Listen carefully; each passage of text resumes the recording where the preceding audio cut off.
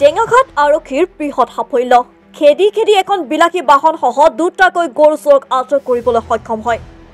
বিভিন্ন সময়ত টেঙাঘাটৰ বহুতো অঞ্চলত গৰু চুৰ হৈ থকাৰ সমান্তৰালভাৱে যোৱা নিশা টেঙাঘাট আৰক্ষীয়ে এক বিশেষ সূত্ৰৰ পম খেদি এখন AS06AB0857 নম্বৰৰ বিলাসী বাহনসহ এজনী গাই গৰুৰ লগতে দুটাকৈ গৰু চোৰক আটক কৰিবলৈ সক্ষম হয়। জানিব পৰা মতে চুৰকেইটাই আৰক্ষীৰ গাড়ীখন খুন্দা মাৰি পলাবলৈ চেষ্টা কৰিছিল যদিও পাছত খেদি আৰক্ষীয়ে চুৰকেইটা কৰায়ত্ব কৰিবলৈ সক্ষম হয়।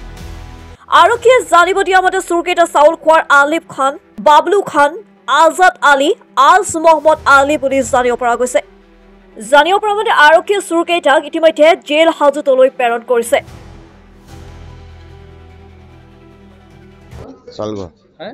নামটো কি? আলিফ খান। কিমান দিনৰ পৰা গৰু চুৰ কৰি আছে নেকি? দুদিনৰ পৰা। মই 4 দিন হৈছে স্যাৰ। 4 দিনৰ পৰা গৰু। কাৰণ চালকুৱাতে পেলাও স্যাৰ। কাক দিয়ে গৰু? চালকুৱাত পাঞ্চৱালিক দিওঁ। পাঞ্চৱালি গৰুবিলাক দিওঁ। যিখন গাড়ী ব্যৱহাৰ কৰিছিলে গাড়ীখন কাৰ হয়? পাঞ্চৱালিৰ। কেইখন গাড়ী আছে তাৰ? তাৰ দুখনে আছে স্যাৰ। কি গাড়ী আছে? এখন বগা জানৰ জেছ হয় আৰু এখন ৰঙা চুইফ হয়।